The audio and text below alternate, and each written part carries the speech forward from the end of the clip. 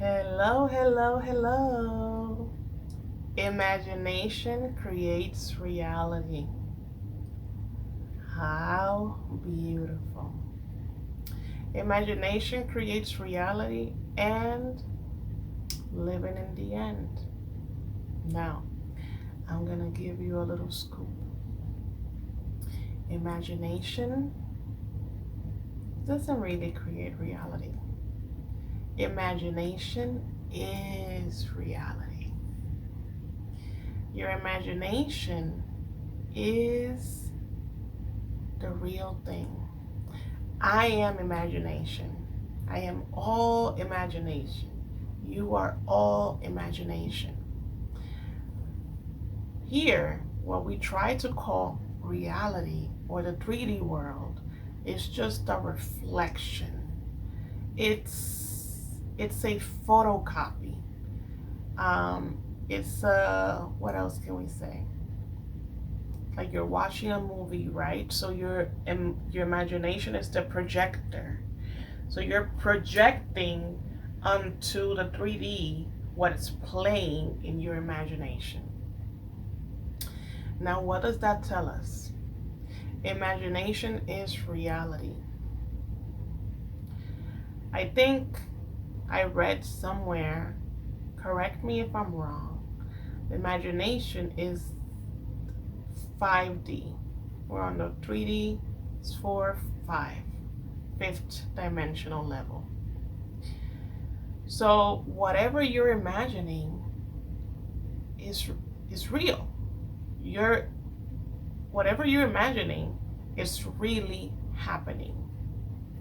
So when you imagine something, for it to manifest on the 3D, then you're kind of stepping on yourself there, because you're taking the power away from the actual imagination, from the actual visualization that you had.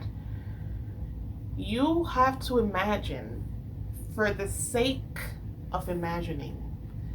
Imagination is all there is. All of these things that you want to manifest, imagine them and live in those stories that you're creating for yourself. Live there as much as you can. Get the need out of that picture. Get the need out of it while living it in your imagination. So, for example, when I manifested a trip with my person, I imagined it for the sake of imagining it. I wanted to experience going on vacation with my person. So I experienced it as strongly as I could in my imagination. I got the need out of it by living the experience within myself.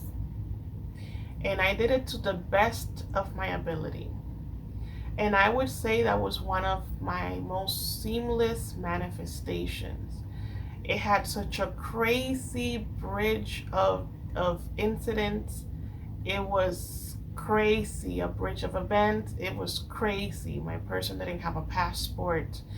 I was working when I imagined the trip and I couldn't take any more time off. By the time it manifested, I wasn't working. He had a passport. So many things had to align for this manifestation to occur. And what happened is that when the manifestation came forth, it just felt like a bonus. It felt like a bonus to me because I had already lived the experience in my mind. And I understood that my mind was the real thing.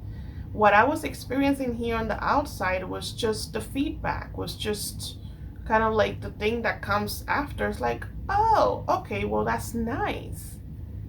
It felt like a bonus treat because I had already experienced that in my imagination. That's why Neville says so much, acquire the consciousness of the desire. Live from it as much as you can. So, sometimes at night we don't know what meditation to do.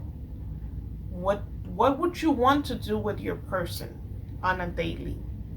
What would you want your job to be? What would you want to do as your career? What would you want your lifestyle, your household to be like?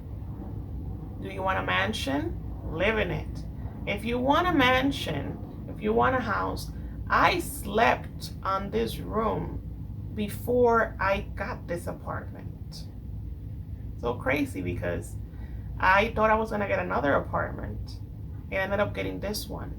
And I still remember visualizing, and it was the same form of this room. Live the experience that you want to live in your imagination. You want to go to the beach with your person? Grab one on my meditation, the one going on vacation with your specific person, and just enjoy the feeling of being there. Enjoy. You want to get married? Maybe there is no specific reason why you want to get married. Maybe you just want to experience it. Experience it in your mind, because your mind is the actual real thing. And what happens is that when you go about manifestation in this way, you will become so much more relaxed. The nervousness is gone. The neediness, which we know is such a block to our manifestation, the neediness is gone, because how can you need something that you already have? Or how can you need something that you already experienced? The need is gone. So when the experience actually comes in, you're like, oh, well, that's nice. And I have to say again, imagination, or I would say imagining something, does not equal visualization. I don't want people that can't visualize that well to kind of be frightened by the idea, because I don't visualize that well. Even though I think that's a limiting belief I have to change that to I am a great visualizer, because I think this is something that you also can cultivate after a while. But we manifest 24/7. Everyone, the people that can visualize or not, because it's separate from imagination. It's a totally different thing. So whatever it is that you want to experience, that you want to feel, experience it in your mind. Get your need out of it by experiencing it in your mind. Do this daily. Whatever do you want, imagine it. Try to I am first. Sit down in meditation. Do the I aming 10-15 minutes until everything in your mind starts to quiet down. And once you start to feel kind of bored, you're like, I am, you might start to feel a little bit bored. You will notice that your mind will start to kind of quiet down. And once your mind is in that quiet state, then imagine your scene. It will actually be even easier to imagine your scene after you I am for a few minutes, which is why I created that second channel. The link is on my description box below for videos that have I aming at the beginning of the meditation, because I aming actually quiets down your brain, because it starts to lift you out of your current circumstances. Do it for a few minutes until everything quiets down, and then imagine your scene and try to put as much feeling, try to add some type of sensory, try to use one of your 5 senses in your imagination. Maybe it's touch. Maybe, that could be also part of your love language. Maybe you like to be touched. So make that connection in the video. Touch your person. Have your person touch them. Touch you. Kiss them. If you're great at hearing, hear them tell you something. or just see something, or smell something. Do you want to eat something specifically? Maybe you can remember the smell of the food. And then just experience it. Experience it for the sake of experiencing it. And you will see how things just appear. Because this is the trick, is understanding that our 3D reality is not really a reality. It's just a hologram. It's a printout. Everything is here. What do you want? Get it here. Don't worry about the circumstances. Circumstances don't matter. Go to the end. What would you want to do in the end? Imagine it here. Live from it. Live from it. Experience it in your mind. Experience it in your body. And you will see the difference. You will see the difference. It works. It really, really works.